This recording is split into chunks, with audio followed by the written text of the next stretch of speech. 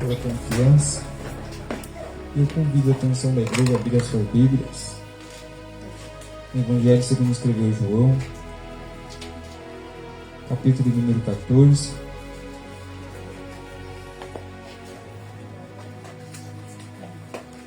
Aleluia. Versículo 1 a seguir.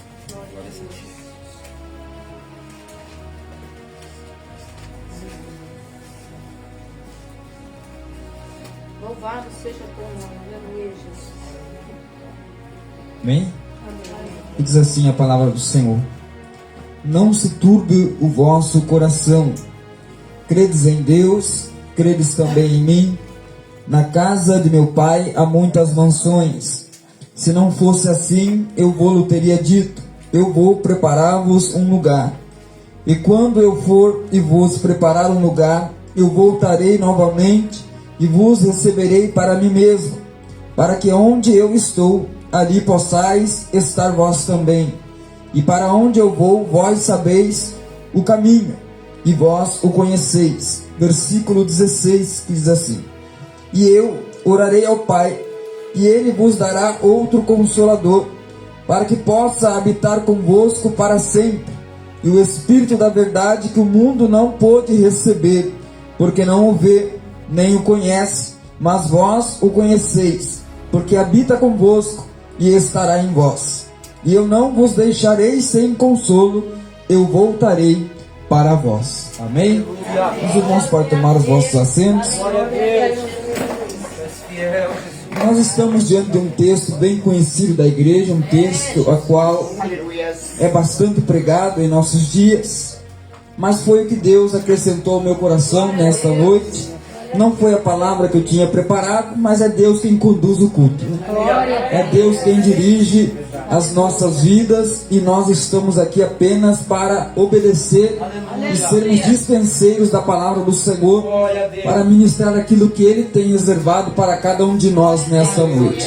E nós vimos nesta palavra, no Evangelho segundo escreveu João, no capítulo 14, Jesus, Ele olhando para os seus discípulos, e ali dando um encorajamento aos seus discípulos, porque a Bíblia diz que Jesus, Ele vinha falando de algo aos seus discípulos, a qual os seus discípulos estavam preocupados, estavam aflitos por conta de coisas, de palavras, a qual Jesus, Ele vinha falando com os seus discípulos. E mesmo os discípulos de Jesus, estando com Ele, vivenciando com Ele, vivendo ali a sua vida com Ele, caminhando com Ele, vivendo e vendo os milagres que Jesus operava por onde Ele passava, a Bíblia diz que os seus discípulos ainda ficavam preocupados, perplexos por coisas que Jesus ainda estava realizando na vida deles, ou através da vida do ministério do Senhor Jesus. E nós vimos que nesta passagem aqui, logo no primeiro versículo, Jesus olha para os seus discípulos e vê que eles estavam preocupados com o que estava acontecendo, e vê que eles estavam aflitos com aquilo que Jesus estava anunciando para eles, porque Jesus vinha falando de algo a qual vinha preocupando a vida dos discípulos. Jesus, Ele vinha falando que em 3 dias Ele derrubaria o templo, e em 3 dias Ele reedificaria aquele templo. E isso era algo a qual estava ali preocupando a vida dos discípulos. E como Jesus, Ele é aquele que nos conhece, nos sonda, é o Senhor que sabe o nosso levantar, o nosso assentar, é o Senhor que conhece-nos melhor do que nós mesmos. Ele conhecia naquele momento a aflição dos seus discípulos. Ele estava conhecendo naquele momento o processo que os seus discípulos estavam passando, de não estar entendendo o que Jesus estava dizendo para eles, porque havia momentos da vida a qual Jesus vinha falar por parábolas, a qual só Jesus ali entendia, e muitas das vezes os discípulos não entendiam daquilo que o Senhor estava dizendo para eles. E logo nesse primeiro versículo do Evangelho segundo escreveu João, Jesus olha para os seus discípulos e diz: não se turbe o vosso coração, credes em Deus e credes também em mim. Jesus olha para os seus discípulos e vê que eles estavam aflitos, estavam com medo do que estava por vir ainda pela frente, estavam com medo daquilo que estava para acontecer pela frente, porque Jesus estava falando de algo que ele via para um tempo, e aquele tempo estava se findando. O tempo, o propósito específico a qual ele veio para a terra onde ele estava próximo do fim. E isso nós vimos que os discípulos começam a ficar preocupados, aflitos por conta das palavras do Senhor Jesus. Mas Jesus é o Senhor que nos conhece, é o Deus que nos sonda, é o Deus que nos contempla, é o Deus que sabe todas as nossas dificuldades, é o Senhor que sabe todas as nossas aflições, é o Senhor que sabe todos os momentos de dificuldade que nós passamos. E logo no primeiro versículo, na primeira palavra, que ele olha para os seus discípulos, encorajando a vida deles, ele olha para eles e diz: não se turbe o vosso coração, credes em Deus, credes no Deus que me enviou, mas credes também em mim, porque eu sei o que eu estou fazendo, eu sei o que eu estou realizando. Jesus encoraja os seus discípulos para que eles não venham ficar preocupados. Jesus olha para eles e diz: não precisa ficar com vossos corações turbados, com medo com o que vai acontecer. É apenas o cumprimento das Escrituras, é apenas o cumprimento da palavra do Senhor. Eu vim para um propósito, e esse propósito tem que ser realizado para que vocês possam dar a continuidade daquilo que eu estou começando, daquilo que eu estou realizando na vida de vocês. A Bíblia diz que Jesus encoraja os seus discípulos, e ele diz: credes em Deus, o Deus que me enviou, mas credes também em mim, porque eu sei o que eu estou fazendo. Na casa do meu pai há muitas mansões ou muitas moradas. Se não fosse assim, eu teria dito: vou preparar-vos lugar. E quando eu for preparar lugar, eu virei outra vez, para que onde eu estiver, vós estejais também. Jesus explica para os seus discípulos a necessidade pela qual ele tinha que voltar para o lugar onde ele estava. Era para preparar lugar para que todos nós pudéssemos estar juntamente com ele. Mas a preocupação dos discípulos não era essa. A preocupação dos discípulos era: mas e agora? Ele vai para o Pai e nós somos apenas 12. Vamos ficar desamparados. E nós vimos que aqui nesse capítulo 14, no capítulo 15 do Evangelho que escreveu João, Jesus olha para os seus discípulos e aí ele diz: eu não vou deixar vocês órfãos, eu não vou deixar vocês desamparados, eu não vou deixar vocês a ver navios, a navegarem o mar sem ter um direcionamento. Eu vou ao Pai, eu vou fazer moradas, mas eu vou orar ao Pai. Eu vou rogar ao meu Pai para que quando eu chegar lá, eu rogarei a Ele para que Ele vos envie outro Consolador, para que Ele vos envie outro, para que esteja convosco até a consumação dos séculos, para que esteja no meio de vós, encorajando a cada um de vocês nos momentos mais difíceis das vossas vidas. E aqui a Bíblia diz que Jesus ele faz a promessa do Consolador, do Espírito Santo de Deus, aquele que é o amigo da noiva, aquele que é o intercessor da igreja, aquele que intercede por nós com gemidos inexprimíveis, aquele que quando nós dobramos os nossos joelhos, que não temos palavras para orar, é só lágrimas, assim como Ana orou diante do Senhor, mas Deus recebeu as suas lágrimas. É desse Espírito Santo que Jesus estava falando, era desse Consolador que Jesus ele estava dizendo, explicando para os seus discípulos. Ele estava olhando para os seus discípulos e dizendo: não precisa ficar preocupados, porque eu tenho que ir para o meu Pai, mas virá outro em meu lugar, a qual será o amigo da noiva, o intercessor da igreja, aquele a qual ajudará cada um de vocês nos momentos mais difíceis e intercederá por vocês nos momentos mais difíceis da sua vida. E aí nós conhecemos a história que a Bíblia diz que Jesus chega o momento crucial, chega o momento da cruz, chega o momento do Calvário, chega o momento da última ceia, a qual a Bíblia diz que Jesus ele manda os seus discípulos até o cenáculo, onde estava tudo preparado, tudo mobiliado, tudo pronto, aonde seria ministrada a última ceia. E a Bíblia diz que ali depois daquela última ceia, aonde os discípulos com Jesus participaram, Jesus ali juntamente com eles, ele pega ali os 3 discípulos mais achegados, depois de terem cantado um hino, eles vão para o Getsemane, para orar ao Senhor, para um momento de comunhão, momento de oração ao Senhor.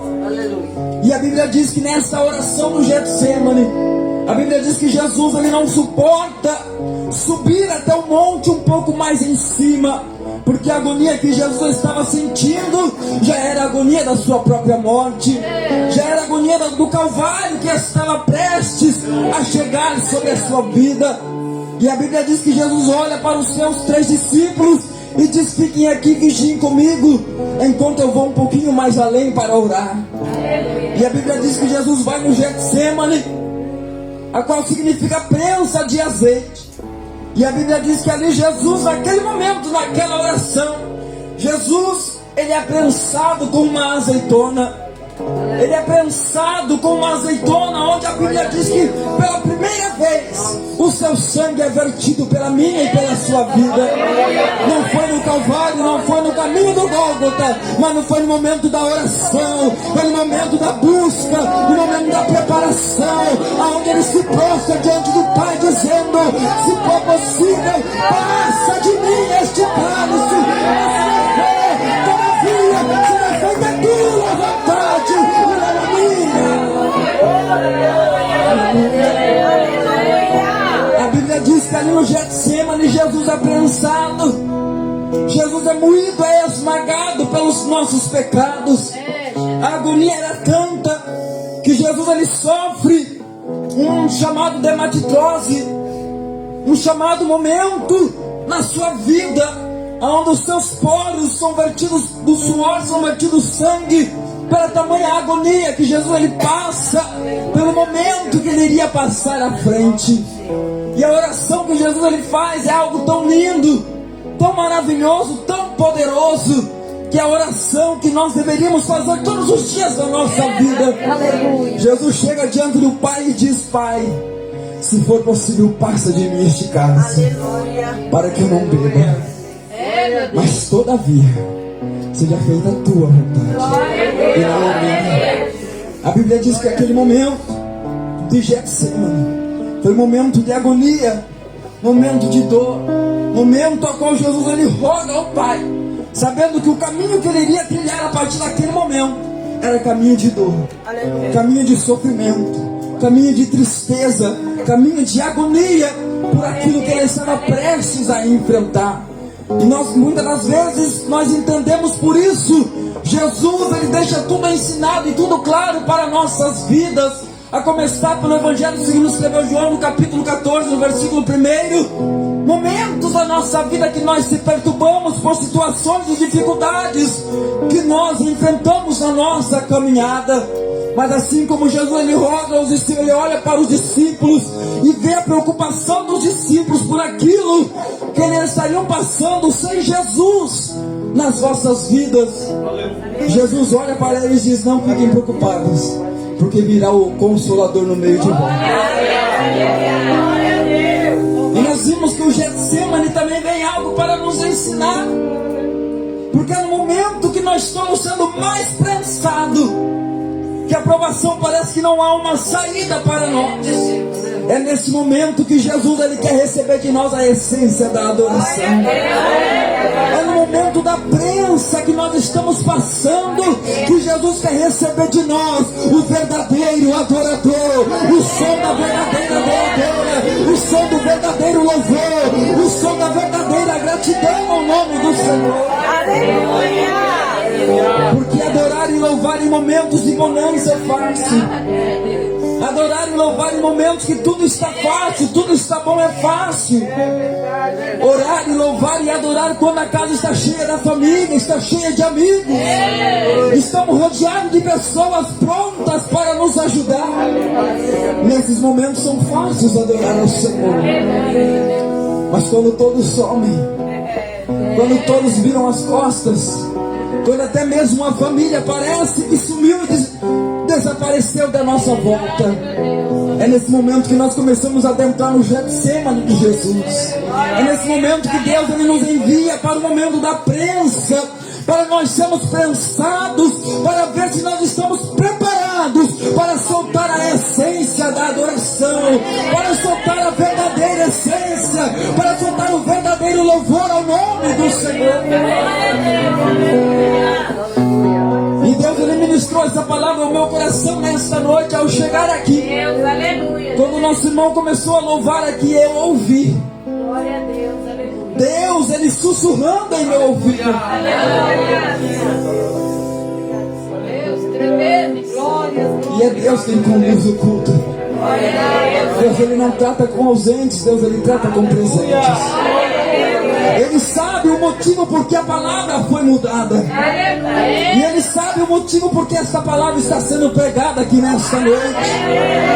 O motivo desta palavra está sendo pregada aqui porque existem pessoas que aqui estão nesta noite, que estão passando pelo processo do Getsemane, estão passando pela prensa do azeite e muitas das vezes não está entendendo, não está compreendendo, está olhando para Deus, está dizendo, mas por que tanta dor?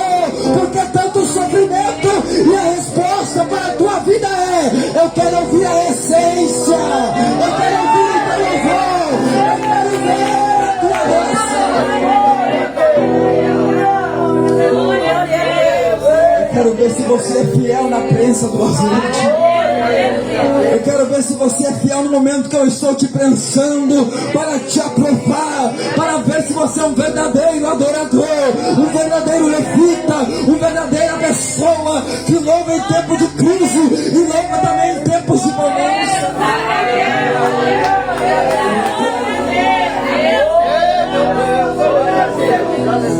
Olha para a pessoa que está do seu lado nessa noite e diga: a prensa não é para te matar, mas é para soltar o verdadeiro louvor. Vê se ela está louvando aí nessa noite. Vê se ela está adorando aí nessa noite. Vê se ela está glorificando o nome do Senhor. Vê se a prensa do azeite está valendo a pena na vida dele, na vida dela. Porque a prensa não é por muito tempo. É só você adorar, é só você louvar, é só você exaltar. Que a prensa passa e você canta dele.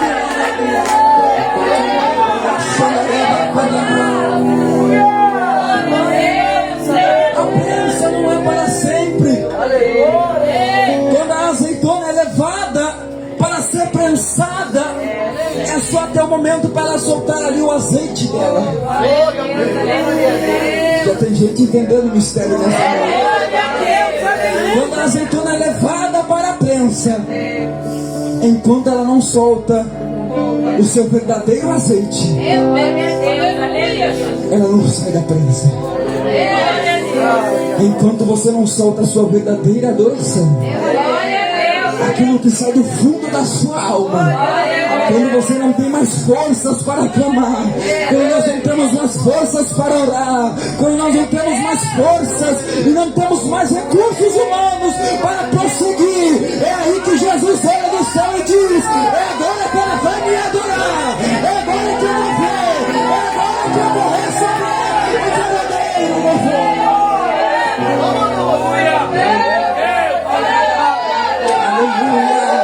Já tem verdadeira adoração aqui nessa noite.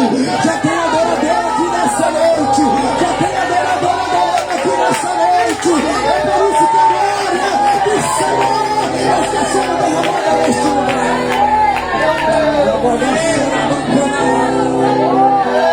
Só da glória quem tem. Só da glória quem tem.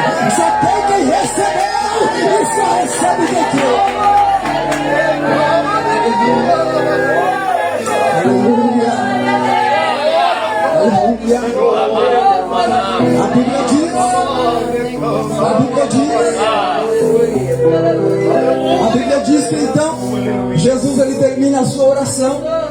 Os soldados vêm, prendem Jesus e levam para ser julgado. E ali a Bíblia diz que Jesus é julgado, Jesus é condenado, é levado ao Calvário. Jesus é morto pelos nossos pecados.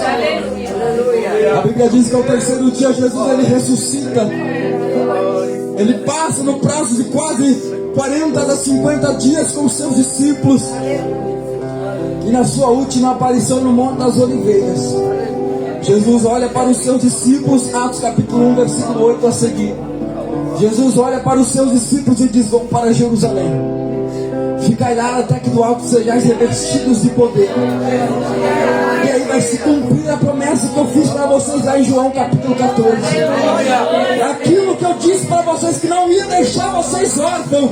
Vão para Jerusalém, eu vou subir para o Pai e eu vou enviar o Consolador para vocês. A Bíblia diz que os discípulos vão para Jerusalém e ali ficam reunidos no cenáculo. Muitos desistem, fica o número de 120 irmãos ali em uma só comunhão, em um só propósito de adoração ao Senhor.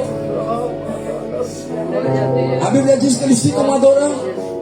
10 dias se passaram. Os discípulos estão presos dentro de um cenáculo, esperando a promessa do Senhor. 10 dias se passam.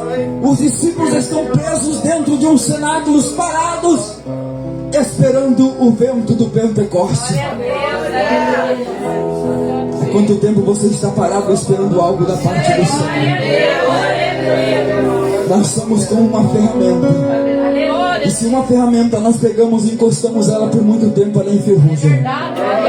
E para que o trabalhador volte a trabalhar naquela ferramenta novamente, é preciso ele jogar um óleo na engrenagem dela, para que ela volte a ser uma ferramenta utilizada e trazer um bom serviço para aquele trabalhador. Jesus precisa derramar óleo na vida de algumas pessoas aqui hoje que estão enferrujadas espiritualmente, para começar a voltar a trabalhar e dar frutos na obra do Senhor. Jesus não te chamou para você ficar enferrujada. Jesus não te chamou para você ficar parado. Jesus não te chamou para você ser prego de banco. Jesus te chamou para ser ferramenta usada nas suas mãos. Cutuca essa pessoa que está no seu lado e diga para ela: está enferrujado? Então hoje você recebe óleo. Hoje você entra no movimento novamente. Hoje você sai da paralisação. Hoje você sai do congelamento, porque o fogo do Espírito vai te pegar.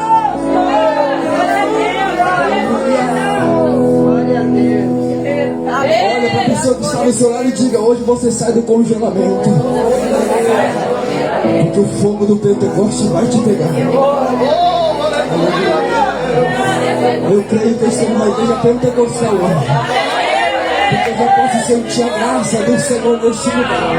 E bom é estar no meio de um povo pentecostal. Bom é poder estar no meio de um povo que reconhece o poder de Deus da contém. Reconhece o poder de Deus da contém.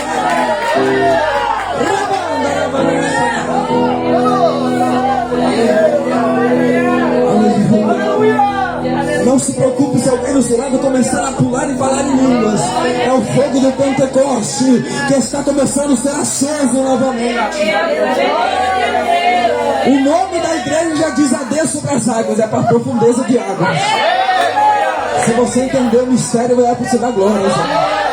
Você já está no lugar onde diz: Assembleia de Deus sobre as águas. Hoje é a profundeza de água. É para sair do raso. É para mergulhar.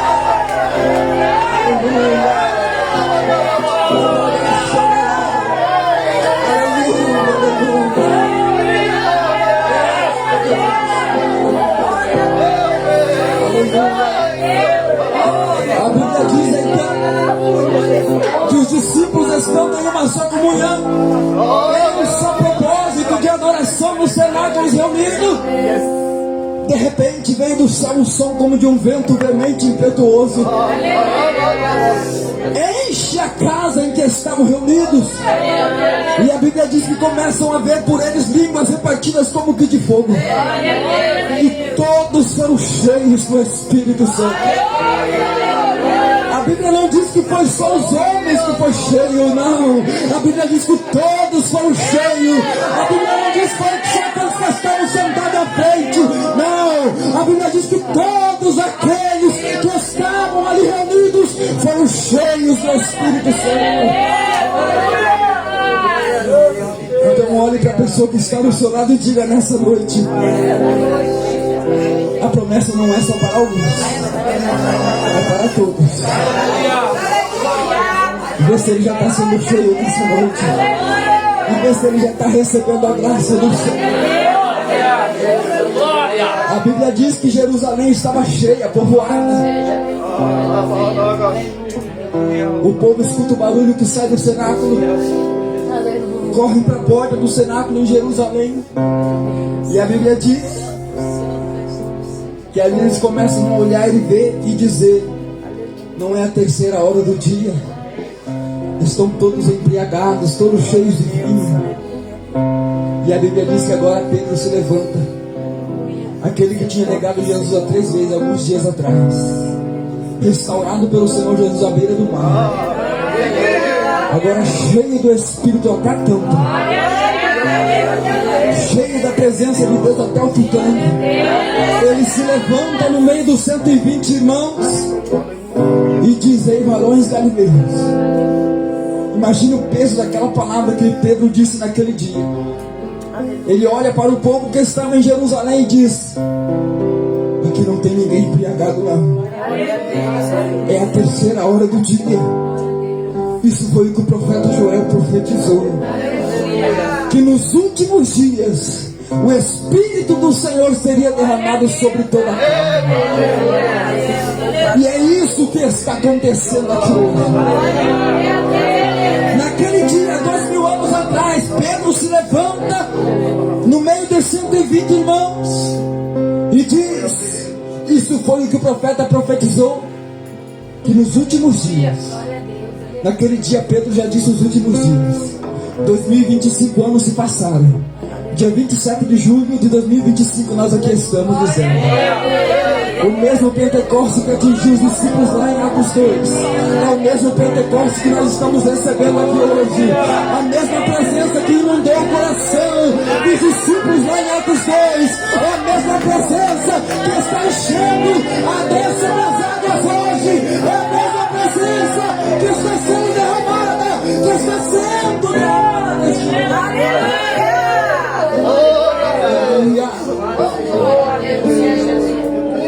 A mesma graça que os discípulos sentiram, glória a Deus, pensando em estar desamparados, pensando em estarem órfãos, com seus corações turbados. A Bíblia diz que aquilo que eles receberam no dia de Pentecostes foi como uma dinamite dentro dos seus corações. Porque a partir daquele momento a Bíblia diz que as portas da igreja não prevaleceram mais contra o inferno. Nunca mais as portas da igreja conseguiram parar algum cristão. Porque quanto mais perseguiam a igreja, mais a igreja crescia. Antes do Pentecoste, só tinha 120 irmãos. Depois do Pentecoste, 8.120. Na primeira pregação, 3.000 almas. Na segunda pregação, 5.000 almas. O fogo do Espírito Santo é aquilo que vocaciona o cristão, dá autoridade ao cristão, dá ousadia ao cristão, dá força ao cristão, para ele sair da zona do conforto, para ele sair do comodismo, para ele sair da sua cadeira e entregar o Evangelho a toda a vida.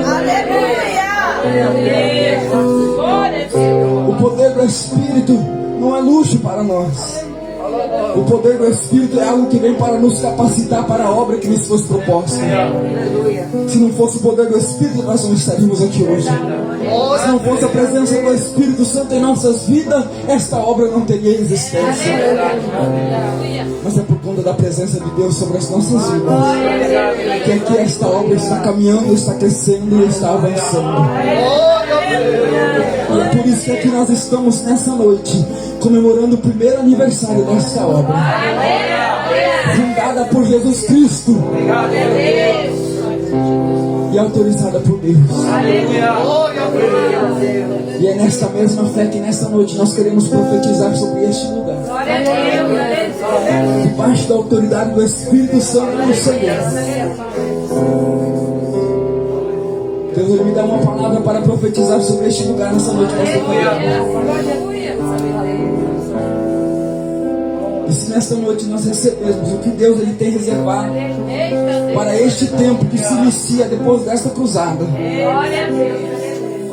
para este tempo que está se iniciando depois deste grande evento, que para muitas pessoas é algo insignificante, mas para o inferno está sendo bombardeado. O céu está sendo balançado pela glória da igreja. E a palavra que Deus Ele me dá para declarar sobre este tempo que se inicia aqui nesta noite é que a glória desta última casa será maior do que a da primeira. É a segunda edição. Então se prepare para vivenciar até que neste evento, desta festa, desta cruzada, a glória maior, o evento maior, o número de almas maior, milagres maior acontecerá neste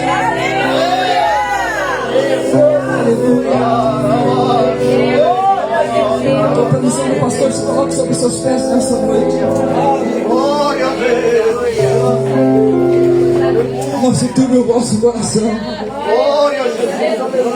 Tire a preocupação do seu coração nesta noite. Há um Consolador em nosso meio.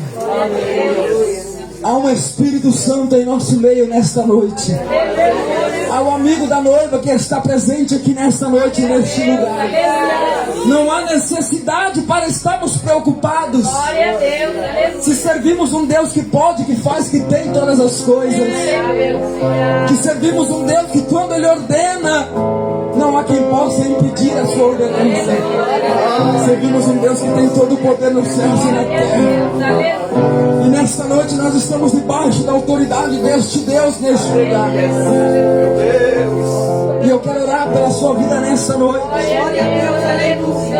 Para que este Consolador, a qual Jesus Ele prometeu que viria para os discípulos, Ele venha encher o teu coração nesta noite. Pegue na mão dessa pessoa que está ao seu lado. Deus Ele vai derramar uma glória extraordinária aqui neste momento agora. Feche os teus olhos. Fale com o Senhor teu Deus nesse momento. Você que entrou aqui pedindo uma resposta da parte do Senhor, uma confirmação da parte de Deus sobre a sua vida. E isso que o Senhor vai fazer aqui agora é a confirmação de que Ele é o Deus que está no controle da sua vida, de que Ele é o Deus que está agindo neste lugar, de que Ele é o Deus que está operando nesta casa. E por isso Ele diz: não se preocupe, porque sou eu Deus que cuido de todas as coisas, sou eu Deus que zelo de todas as coisas, sou eu Deus que trabalha em todas as coisas.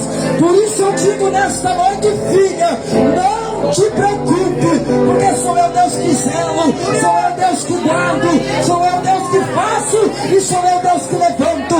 Não te preocupe, porque sou eu Deus que providencio todas as coisas. Porventura que desamparei até algum exato momento, não sou eu Deus para desamparar, porque pode uma mãe se esquecer de um filho que mama, mas eu nunca mais me esquecerei de um filho a qual eu tenho. Por isso, filho, nesta noite eu digo para ti, minha filha, não me esqueci de ti. Marquei esta noite para confirmar a minha promessa sobre a tua vida. Eu estou te levantando nesta noite com poder, graça e autoridade. Colocarei nas suas mãos um grande exército de mulheres que estão precisando, necessitando, carecendo de apenas um abraço seu. Vai durar muitas vidas, vai durar muitas famílias. Então se prepare, porque nesta noite eu te chamo para marchar, eu te chamo para ganhar, eu te chamo para conquistar aquilo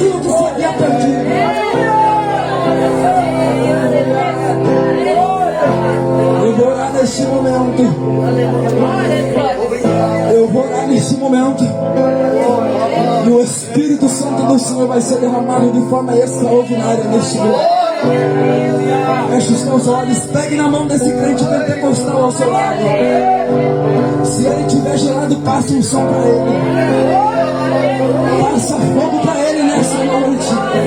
Passa graça para ela nessa noite. Mas não deixa ela sair daqui sem sentir a presença dele.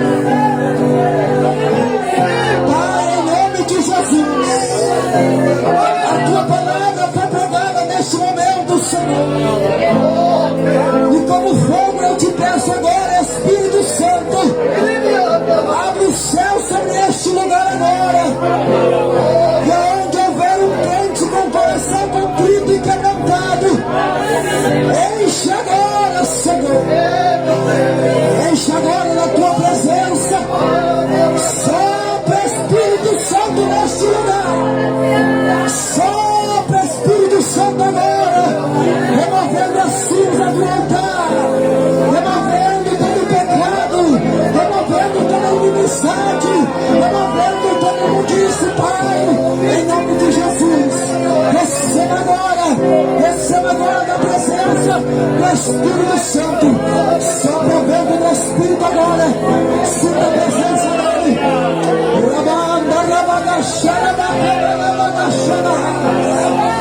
Espírito Santo de Deus,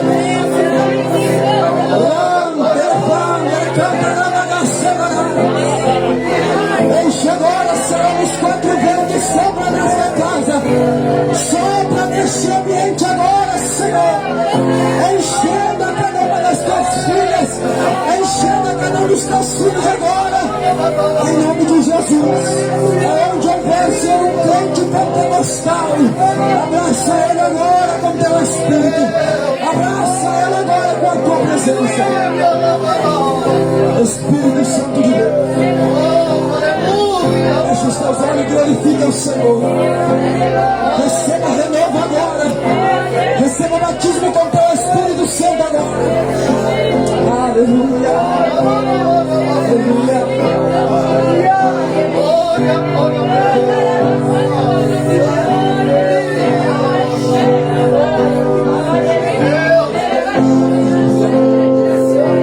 Há uma unção extraordinária neste lugar.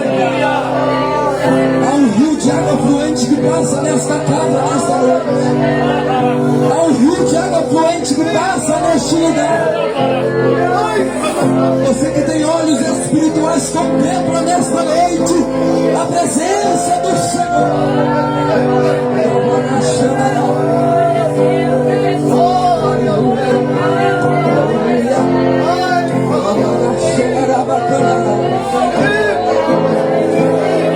Há uma manancial de água fluente nesta casa, nesta noite. Aleluia.